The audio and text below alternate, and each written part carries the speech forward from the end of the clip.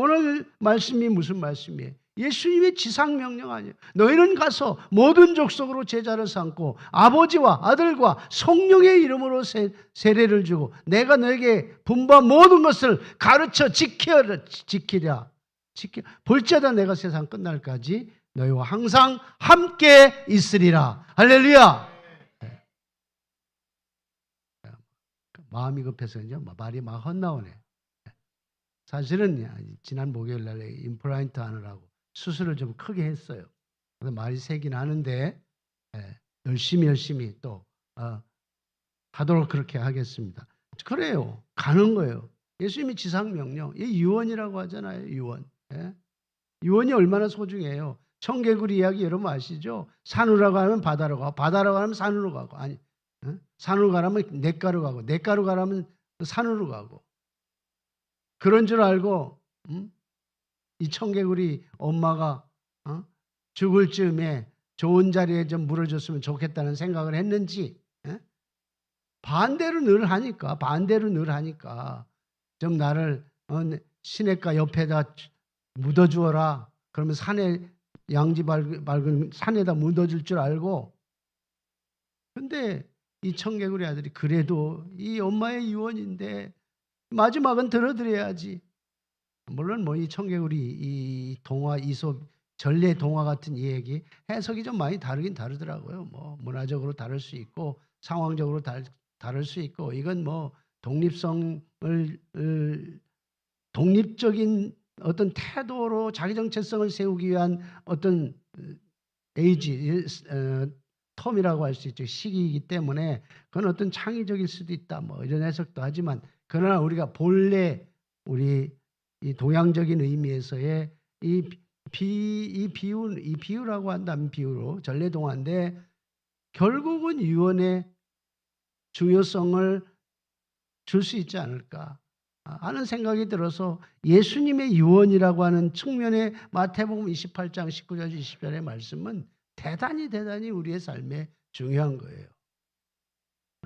가서 복음을 전하고 하나님 나라를 세우는 것이 예수님의 지상명. 예수님이 십자가에 죽으시고 3일 만에 부활하시고 이 땅에 신령한 몸으로 40일 동안 계시다가 마지막 승천하시기 직전에 주신 말씀이에요.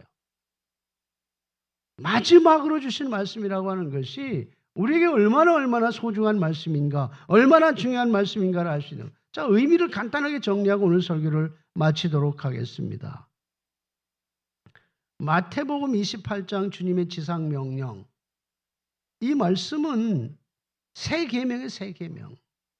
이제까지 우리가 가지고 있었던 삶의 형태가 아니라 완전히 다른 삶의 형태. 내가 예수 믿고 내가 구원받고 내가 하나님의 백성이 돼서 하나님 나라를 이루어가는 사명자로 부름을 받고 살아가는 삶. 이게 새 계명이거든요. 너희는 가는 거예요. 그리고 복음을 전하는 거죠. 가서 모든 족속에게 복음을 전해서 내 제자를 삼는다는 말은 예수를 소개하고 예수를 영접하게 하고 그리고 거듭나게 하고 죄사함의 확신을 갖게 하고 그리고 하나님의 자녀로서의 인치심까지 따라가는 세례를 주어서 인치심까지 따라가는 그러므로 인해서 세상 끝날까지 볼지어다 내가 세상 끝날까지 너희와 항상 함께 있으리라. 누구에게? 가서 모든 족속에게 제자를 삼고 아버지와 아들과 성령의 이름으로 세례를 주고 내가 너에게 분부한 모든 것을 가르쳐 지키게 하는 그 상황에 그 현장에 복음을 전하는 상황 속에 하나님이 함께 있을 거라는 거예요. 이 세상이 누구의 것이에요? 하나님의 것 아니에요? 그 말은 예수 그리스도와 하나님의 권세, 그 권세가 복음을 전하는 자들에게 늘 함께 있겠다는 거예요. 그래서 이 마태복음 28장의 주님의 지상명령은 새 계명이에요. 새로운 삶을 살아가는 삶의 컨텐츠를 갖는 내가 구원받고 이제까지 이렇게 살았다고 한다면 이제는 나를 위해서 살았다고 한다면 이제는 이웃을 위해서 이제는 하나님 나라를 위해서 그리고 복음 전파를 위해서 살아가는 거죠. 이게 새로운 계명이에요. 이것이 예수님의 유언을 가슴속에 아는 자들의 삶의 모습이라는 거죠. 여러분, 우리 칼빈 교회는 부디 새로운 계명. 그래서 이제는 나만 사랑했는데 이게 나만 사랑이 아니라 이웃을 목숨을 다해서 사랑해서 그리스도의 제자가로 알리라 하신 그 말씀대로 남을 너무너무 사랑해서 이웃을 너무너무 사랑해서 새 계명을 갖고 살아가는 삶을 통해서 하나님 나라의 하나님의 지상 명령을 이루어 간다고 하면은 그 사람은 바로 이 새 계명을 따라가는 사람이다라고 확신할 수 있는 거죠. 또 하나는 예수님께서 말씀하신 마태복음 28장 주님의 지상 명령은 교회의 사명이에요. 교회의 사명. 교회는 적당히 모여서 서로 좋아하고 즐거워하고, 응? 주일학교는 주일학교대로, 성가대는 성가대로, 여전도엔 여전도회대로, 남전도엔 남전도회대로 서로 즐거워서 만나서 인조이하고, 이거는 세상에서도 얼마든지 할 수 있는 거예요. 거기에 핵심이 빠지면은 이 지상명령의 의미가 사라져버리면 그건 세상 개모임하고 똑같은 거예요. 뭐로 교회 안에서 모여요?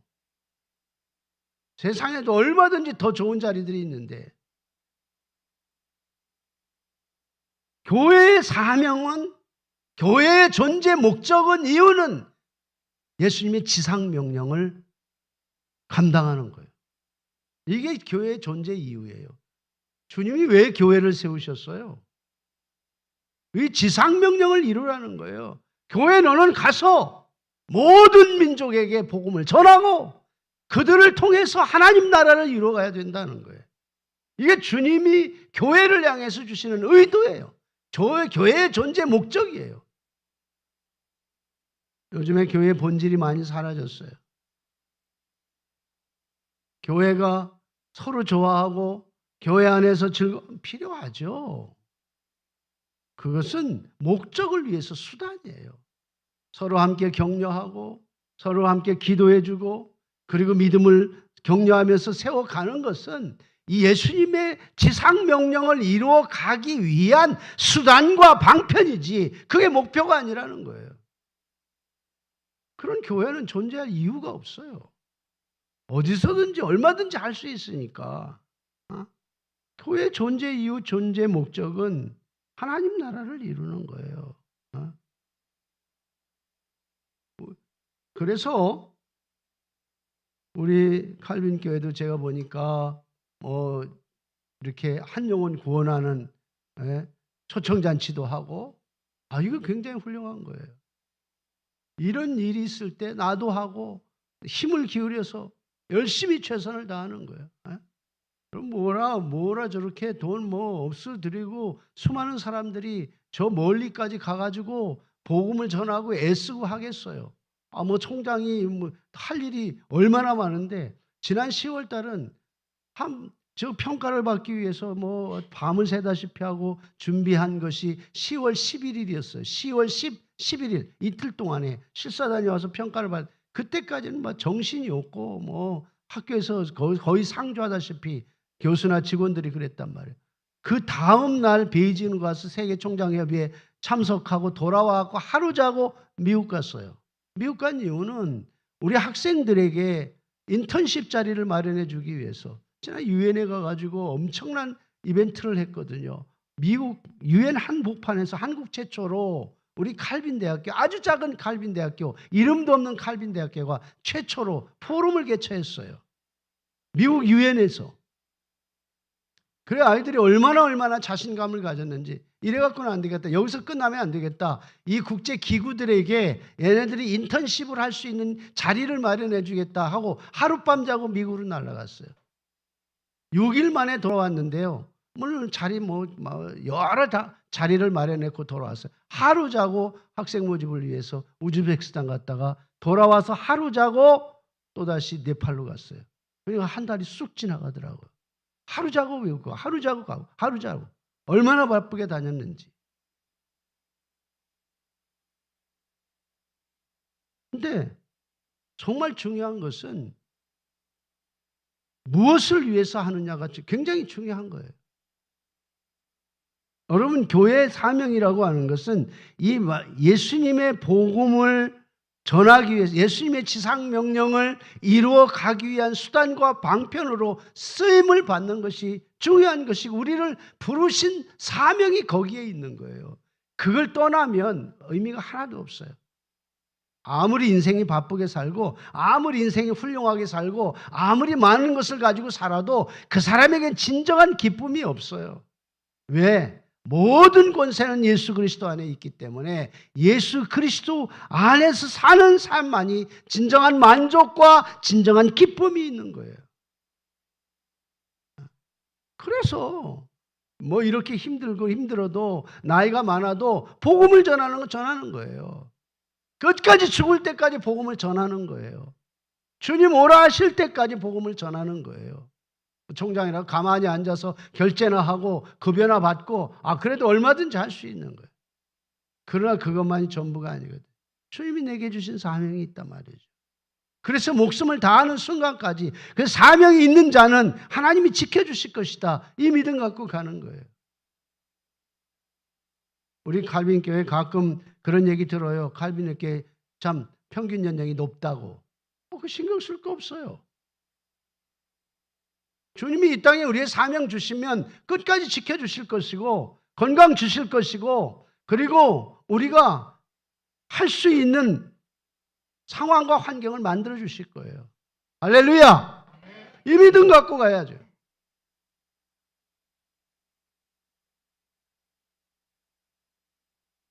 교회의 사명 잊지 않기 바랍니다. 교회의 사명을 잃어버리면 주님 촛대로 옮겨버립니다. 촛대로 옮겨버리면 그건 세상에 발필 뿐이에요. 맛을 잃어버린 소금이에요. 빛을 비칠 수 없는 등경 안에 있는 등불에 불과할 뿐입니다.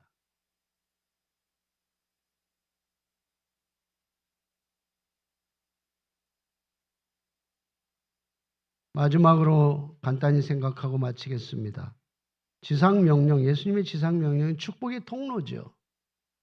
우리 칼빈교회는 축복의 통로예요. 인간이 구원받는 것은 예수 그리스도 뿐이에요. 예수 그리스도 이외로 구원받을 수 있는 길은 전혀 없습니다. 수많은 교인들이 교회의 존재 목적과 존재 이유에 대해서 너무너무 도외시하고 교회가 서로 자리 차지하려고 하고 주도권 잡으려고 하고 목사와 장로가 싸우고 그건 교회가 아니에요. 그건 교회가 아니라 그건 쓰레기.